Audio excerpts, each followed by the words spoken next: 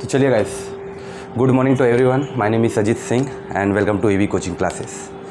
First of all happy Ganesh Chaturthi to all of you. I hope आप लोगों ने मंदिर जाके पूजा कर ली होगी। अब हम स्टार्ट करते हैं अपने टॉपिक पे, legal aspect of business. And कल मैंने इसके बारे में कुछ चीज़ें आपको पढ़ाई थी, एक क्विक रिवीजन में ले लेता हूँ एंड लेटर हम आगे बढ़ते हैं। कल मैंने आपको बताया था कॉन्ट्रैक्ट के बारे में कि कॉन्ट्रैक्ट क्या होता है। तो कॉन्ट्रैक्ट के अंदर एग्रीमेंट होता है,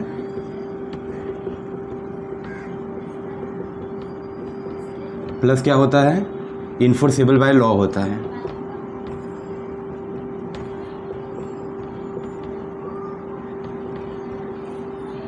इन दोनों को मिलाकर ही कॉन्ट्रैक्ट बनता है। ये चीज़ें आपको समझ में आ गई थी। मैंने इसका आपको कुछ वो भी एक्ट भी बताया था। इंडियन कॉन्ट्रैक्ट एक्ट जो है वो एक्ट क्या था, 1872। एग्जिस्टेंस में कब ये आया था? ये आया था 1 सितंबर 1872 को आया था ये। ठीक है, ये आपको समझा कॉन्ट्रैक्ट क्या है, कॉन्ट्रैक्ट का एक्ट क्या है, वो कब आया था। इसके अलावा मैंने आपको इसके टाइप्स कराए थे। वो टाइप्स क्या थे, एक बार क्विक रिवीजन फटाफट हम करेंगे।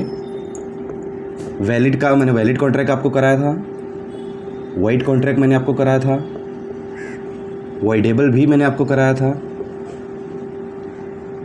इलीगल कराया था मैंने, एक्सप्रेस मैंने कराया था आपको, इम्प्लाइड मैंने कराया था आपको, क्वाजी कॉन्ट्रैक्ट कराया था मैंने आपको, एक्सक्यूटरी कराया था। एक्सक्यूटरी के अंदर 3 चीज़ें मैंने आपको एक्सप्लेन की थी, यूनिलेटरल,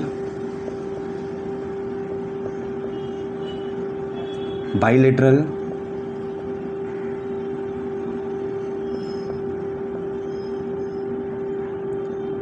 और एक है एक्सक्यूटेड। यहां तक कोई डाउट है आप लोगों को? एक बार देखो, यहां तक कोई डाउट है तो मुझे बताइए। तो क्योंकि अब हम जब आगे बढ़ेंगे ना तो ये चीज़ें आगे कवर होंगी। तो ये चीज़ें, और इसमें मैंने आपको 2 चीज़ें बताई थी, एक इम्प्लाइड वाला बताया था इंपॉर्टेंट है, एक बताया था मैंने कि क्वाजी वाला। ये 2 वर्ड ऐसे हैं जो आगे भी चीज़ों में रिपीट होंगे आपको। यहाँ पे कोई डाउट है आप सभी को?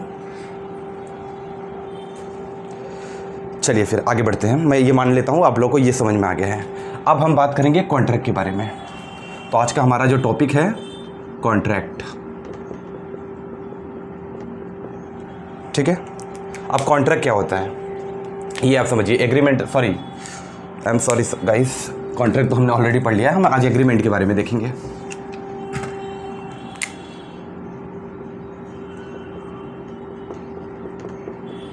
Today we will see what is agreement and which type of agreement we have.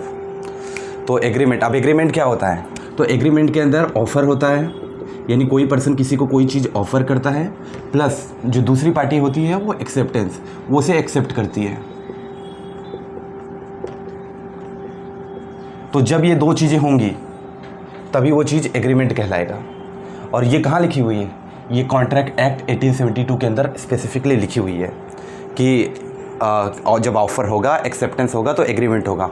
और कल मैंने एक और स्पेशल हेडलाइन चीज़ आपको बताई थी कि कोई भी एग्रीमेंट, ज़रूरी नहीं है कि एग्रीमेंट जो है ना हमेशा कॉन्ट्रैक्ट ही हो, लेकिन अगर कॉन्ट्रैक्ट है तो वो एग्रीमेंट होगा। अब क्यों ऐसा, मैं क्यों कह रहा हूँ ये चीज़ मैं आगे बताऊँगा, लेकिन पहले आप लोग एक बार इस चीज़ को देखो, इसे देखिए और यहाँ पर देखिए क्या डाउट आ रहा है वो मुझे आप ज़रा बताइए। फिर लेटर ऑन हमें एग्रीमेंट में आपको एक्सप्लेन करता हूँ कि क्या है।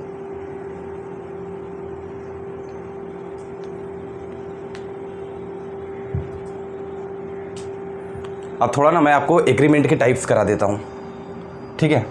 जैसे पहला मैं आपको बताता हूँ सोशल एग्रीमेंट। सोशल एग्रीमेंट,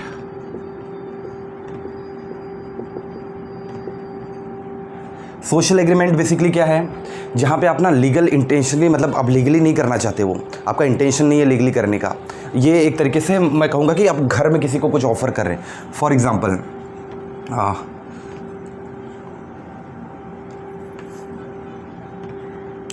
मैं हूँ,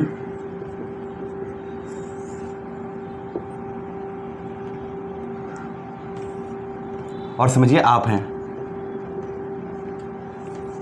मैंने क्या की, मैंने आपको चाय ऑफ़र की, ऑफ़र टी।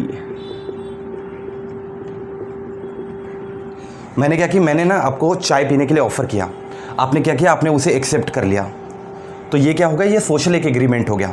अगर अभी मैं आपको चाय नहीं देता हूँ तो क्या आप जाके मेरे खिलाफ केस करेंगे? नहीं ना, क्योंकि यहाँ पे नो लीगल ऑथेंटिकेशन हम बोल सकते हैं।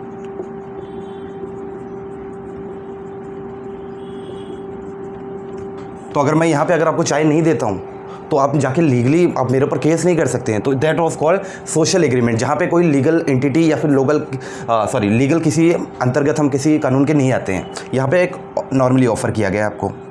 एंड दूसरा होता है डोमेस्टिक एग्रीमेंट।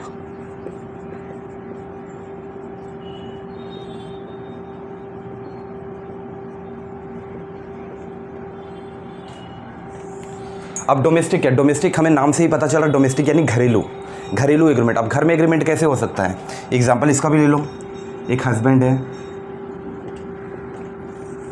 उन्होंने क्या किया, अपनी वाइफ को बोला कि मैं शाम को आते आते आपके लिए गोल्ड की ज्वेलरी लाऊंगा, ठीक है।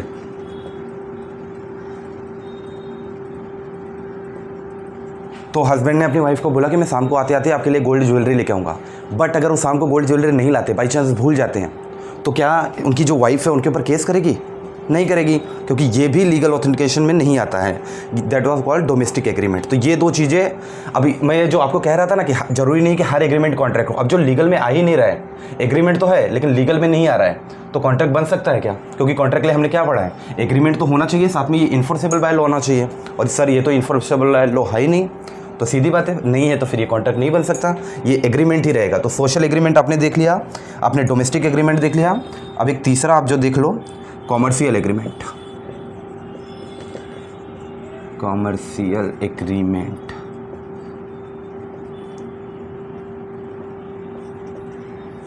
इसे हम कॉन्ट्रैक्ट कह सकते हैं। क्यों?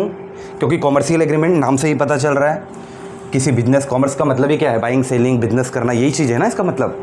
तो यहाँ पे आपको क्लियरली बता रहा है कि यहाँ पे समझिए पार्टी ए है, उसने पार्टी बी को बोला कि मैं आपकी कार खरीदना चाहता हूँ और बदले में मैं आपको 5 लाख रुपीज़ दूंगा। तो ये क्या है, ये कॉमर्शियल एग्रीमेंट है, दोनों के बीच में एग्रीमेंट हुआ। अब ए ने उसे अगर 5 लाख दे दिए और बी ने उसे कार देने से मना कर दिया, तो ए क्या करेगा, एक कोर्ट में फाइल करेगा केस, और वहाँ पे क्या कोर्ट जस्टिस प्रोवाइड करेगा, कोर्ट इस केस को लेगा। जी हाँ, लेगा, क्योंकि ये लीगली बाउंड है, क्योंकि ये लीगली बाउंड है। इसके पहले के जो थे ना सोशल एग्रीमेंट, डोमेस्टिक एग्रीमेंट, ये नहीं थे, क्योंकि एक तो मतलब सामाजिक तौर पे हम किसी को पर्सनली ऑफर कर रहे हैं कुछ, दूसरा डोमेस्टिक हम घरेलू कुछ एग्रीमेंट है अपना, तो ये दोनों तो लीगली है ही नहीं। लेकिन जो कॉमर्शियल है, जो हम यहाँ पे बोलते हैं ना कि कुछ मतलब हमेशा जो कॉन्ट्रैक्ट्स होते हैं वो एग्रीमेंट होने चाहिए, तो जी हाँ, कॉमर्शियल एग्रीमेंट जो है वो एक एग्रीमेंट है, लीगली बाउंड है, जी हाँ, इन्फोर्सेबल बाय लॉ है, तो हम इसे कॉन्ट्रैक्ट कह सकते हैं। हम इसे क्या कह सकते हैं? हम इसे कॉन्ट्रैक्ट कह सकते हैं। लेकिन क्या हम इन दोनों को नहीं कह सकते? जी नहीं कह सकते, क्योंकि कॉन्ट्रैक्ट का basic formula agreement plus enforceable by law है। ये दोनों एग्रीमेंट तो है सर, ये तो मैं मानता हूँ, बट इन्फोर्सेबल बाय लॉ नहीं है ना ये, तो ये नहीं हो सकते। और यही बेसिकली आपके एग्रीमेंट के ना यही 3 टाइप हैं। एग्रीमेंट में मैंने आपको बताया ना, ऑफर प्लस एक्सेप्टेंस। अब इसके बाद जब मैं इसे रफ करूँगा तो हम ऑफर के बारे में जानेंगे, और उसके बाद में लेटर ऑन में एक्सेप्टेंस के बारे में मैं ट्राई करूँगा कि इसी लेक्चर में आपको कवर कर दिया जाए। एक बार आप देखिए इसे, और चाहिए तो आप स्क्रीनशॉट ले लीजिए, इसमें क्या नहीं समझ में आया आपको वो मुझे बताइए आप।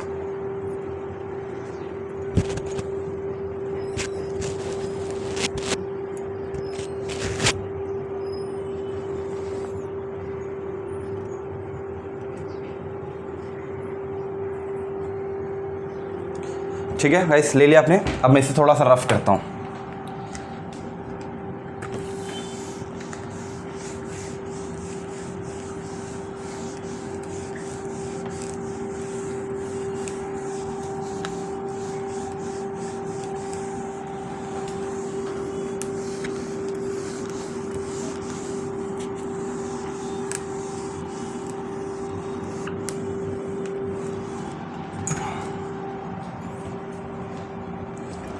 अब हम पढ़ते हैं ऑफ़र के बारे में।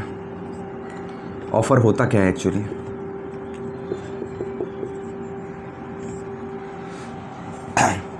जब कोई व्यक्ति किसी दूसरे व्यक्ति को कोई चीज़ देने का प्रॉमिस करता है, या उसे कुछ समझिए मैं कोई वस्तु किसी को दे रहा हूँ, तो ये बेसिकली क्या है, ये मेरी तरफ से एक प्रपोज़ल है, ये मेरी तरफ से एक ऑफ़र है सामने वाले व्यक्ति को।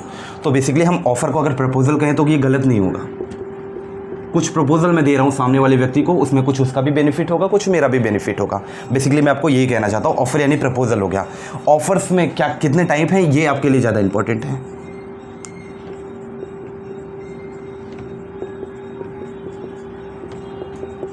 एक पहला हो गया आपका जनरल ऑफर, दूसरा हो गया आपका स्पेसिफिक ऑफर,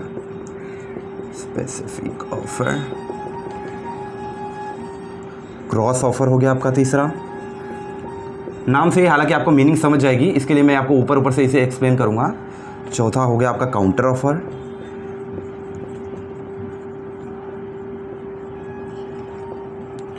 एंड लास्ट हो गया आपका स्टैंडिंग ऑफर।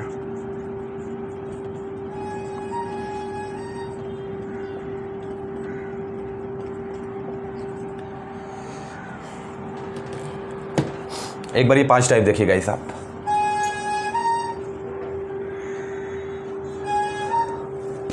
पहला था जनरल ऑफर, दूसरा था स्पेसिफिक ऑफर, तीसरा है क्रॉस ऑफर, चौथा है काउंटर ऑफर, पांचवा है स्टैंडिंग ऑफर। अब इसके बारे में मैं ना थोड़ा थोड़ा आपको एक्सप्लेन कर देता हूँ कि एक्चुअल में क्या है। एक थोड़ा सा आपको जनरल आइडिया हो जाना चाहिए इसके बारे में। जनरल ऑफर क्या हो गया? जनरल ऑफर हो गया कि मैं स्पेसिफिकली किसी को ऑफर दे रहा हूँ। जनरल ऑफर जैसे ये मैं हूँ, ये हैं आप। अगेन मैंने आपको चाय के लिए बोल दिया। अब आपकी मर्जी है, आप एक्सेप्ट करते हैं नहीं करते हैं। हो सकता है लेक्चर थोड़ा लेट हो रहा हो तो आप लोगों ने चाय नाश्ता कर लिया हो। जिन लोगों ने नहीं किया है वो लोग तो मैं जानता हूँ 100% वो लोग एक्सेप्ट ही करेंगे, और फिर मैं कह दूंगा कि मैं मजाक कर रहा था। तो आगे बढ़ते हैं, ठीक है। ये जनरल ऑफर हो गया कि मैंने किसी एक इंडिविजुअल पर्सन को कुछ चीज़ें ऑफ़र कर दी, ठीक है। ये हो गया आपका पहला ऑफ़र। एक होता है स्पेसिफिक ऑफ़र। सॉरी गाइस, थोड़ा सा यहाँ पे ये जो है ना, ये पहला मैंने गलती से आपको ये बता दिया। ये वाला है आपका स्पेसिफिक ऑफ़र, जहाँ पे आप एक स्पेसिफिक इंडिविजुअल पर्सन को ऑफ़र कर रहे हैं। जनरल ऑफ़र ये होता है जो बहुत सारे लोगों को आप कर रहे हैं, और वो किस तरीके से हो गया? वो फॉर एग्जांपल हो गया कि आपने कुछ न्यूज़पेपर में कुछ इश्तेहार दिया। फॉर एग्जांपल आपके पास डॉग है और वो डॉग गुम गया है, आपको बहुत प्यारा है वो डॉग, आप काफ़ी साल से आप उसके साथ आपका अटैचमेंट हो चुका है, काफ़ी साल से आपके साथ में, तो डॉग गुम गया है तो आपने पेपर में दे दिया कि जो भी डॉग को ढूंढ के लाएगा उसे मैं 10 लाख रुपीज़ दूंगा, ठीक है। तो ये हो गया एक जनरल ऑफ़र, यानी ये सभी के लिए ऑफ़र है। अब जो उस डॉग को ढूंढ के लाएगा उस बंदे को 10 लाख मिलेंगे, क्योंकि मैंने किसी एक इंडिविजुअल बंदे को तो कहा नहीं ना। ये हो गया जनरल ऑफ़र आपका। तो जनरल ऑफ़र डॉग का याद रखिए कि डॉग गुम गया है, आपने कुछ प्राइस मनी रख दिया, जो उसको ढूंढ के लाएगा वो उसके लिए, तो वो जनरल सभी के लिए है। स्पेसिफिक होता है जब आप किसी इंडिविजुअल आइडेंटिटी को करते हो, जैसे यहाँ पर मैंने आपको चाय के लिए ऑफ़र किया था, ठीक है। तो ये जनरल हो गया, स्पेसिफिक हो गया। एक होता है क्रॉस ऑफ़र। अब क्रॉस ऑफ़र क्या होता है? फॉर एग्जांपल दो पार्टी है या दो कंपनी कहूँ, ए कंपनी है बी कंपनी है। ए कंपनी सोच रही है कि मैं बी कंपनी को ना ख़रीद लूँ, एक्वायर कर लूँ उसे, और बी कंपनी का कैसा है कि प्रॉफिट नहीं हो रहा है, कंपनी अच्छे से चल नहीं पा रही है। तो बी कंपनी भी सोच रही है मैं क्या करूँ, मैं अपनी कंपनी ए कंपनी को बेच देता हूँ, और जो भी पैसा आएगा लिक्विडेशन के थ्रू, एक्विजिशन के थ्रू, उसे मैं क्या करूँगा अपने जैसे अपने सप्लायर्स को देना है और क्रेडिटर्स को देना है, सबको दे के मैं हटा दूँ, मैं बिज़नेस बंद कर दूँ।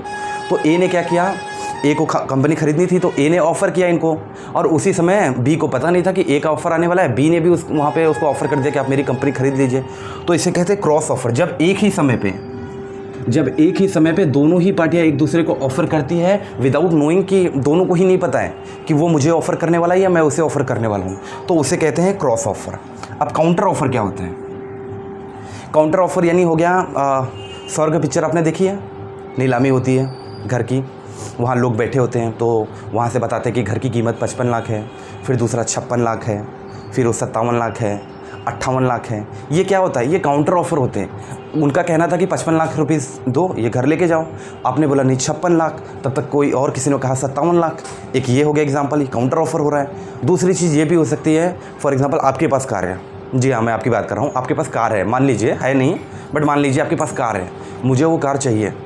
मैंने आपको क्या कहा कि बेटा मैं 5 लाख रुपए आपको दे रहा हूँ, आप मुझे वो कार दे दीजिए। आपने कहा नहीं सर, 6 लाख से मैं कम नहीं लूँगा। मैंने कहा अच्छा चलो ठीक है 5.5 लाख ले लो।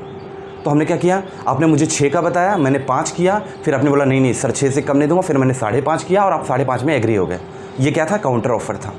और अगर आप डायरेक्टली मैं आपको बोलता कि आप मुझे बोलते कि 6 लाख में सर मैं दूंगा और मैं 6 लाख आपको दे देता, तो ये क्या बन जाता? ये एक स्पेसिफिक ऑफ़र बन जाता जहाँ आपने मुझे बोला कि सर ये कार मैं 6 लाख में दूंगा, मैं ले लेता, तो वो स्पेसिफिक ऑफ़र बन जाता। लेकिन जब मैंने सामने से आपको काउंटर किया, मैंने सामने से कोई चीज़ आपको बताई, that was called counter offer. अब एक होता है standing offer. Standing offer basically high level पे होता है। जैसे फॉर एग्जांपल 2 कंट्रियाँ आपस में एग्रीमेंट किए इंपोर्ट एंड एक्सपोर्ट के लिए, तो एग्रीमेंट तो उन्होंने आज किया है और आज किया उन्होंने 5 सालों के लिए एग्रीमेंट साइन किया है, 5 ईयर्स के लिए है ये। तो अगले 5 साल तक ये जो ऑफ़र है वो स्टैंड करेगा, यानी 5 साल के लिए अगर एक्सपोर्ट इंपोर्ट की डील हुई है तो ऑफ़र आज बना है, लेकिन अब ये अगले 5 साल तक स्टैंड करने वाला है। 5 साल तक इंपोर्ट एक्सपोर्ट होगा इसी ऑफ़र की वजह से, तो इसे कहते हैं स्टैंडिंग ऑफ़र।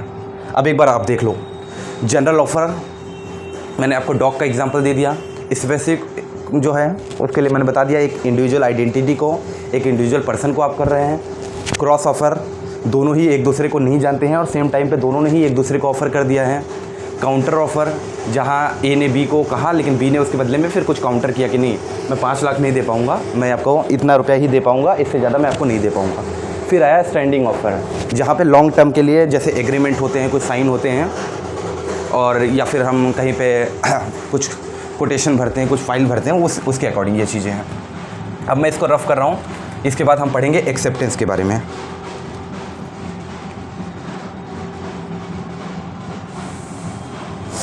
अच्छा, मैं एक टर्म आपको एक्सप्लेन करना चाहता हूँ। 1 मिनट में दूसरा मार्कर ले लेता हूँ।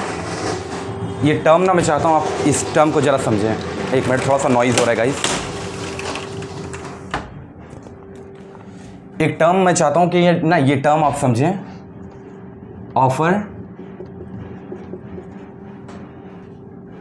Plus invitation to offer.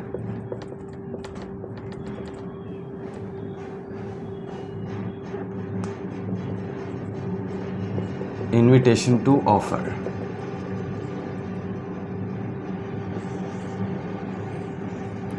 ठीक है।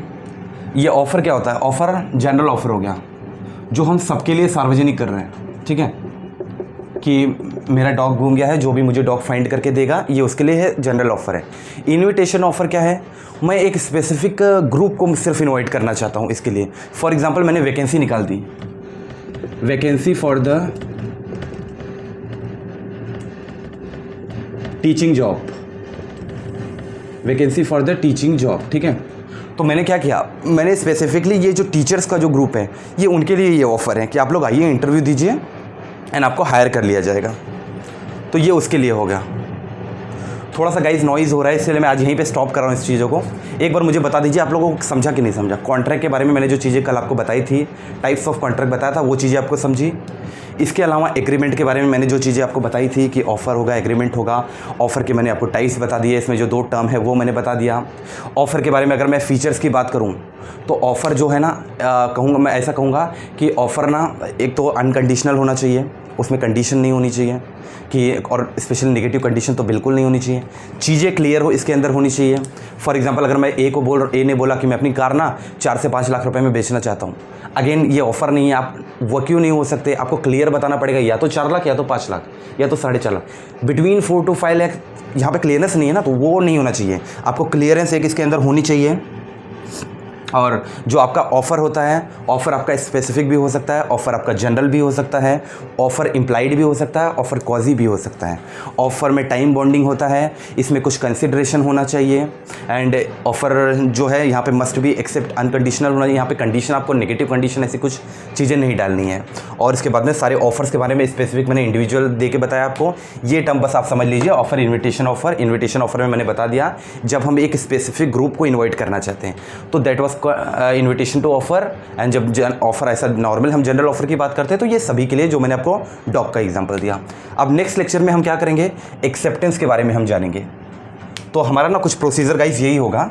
हमने कॉन्ट्रैक्ट के बारे में जान लिया कि कॉन्ट्रैक्ट क्या है, उसके बाद में हमने एग्रीमेंट के बारे में जान लिया कि एग्रीमेंट क्या है, उसके टाइप्स हमने सब कुछ देख लिए। आज हमने ऑफ़र के बारे में जान लिया, कल हम जानेंगे एक्सेप्टेंस के बारे में। एक्सेप्टेंस के साथ साथ मैं थोड़ा सा ओवरव्यू दूंगा आपको सेल ऑफ गुड्स के बारे में, क्योंकि ये इंपॉर्टेंट चैप्टर है जो अभी चालू होगा।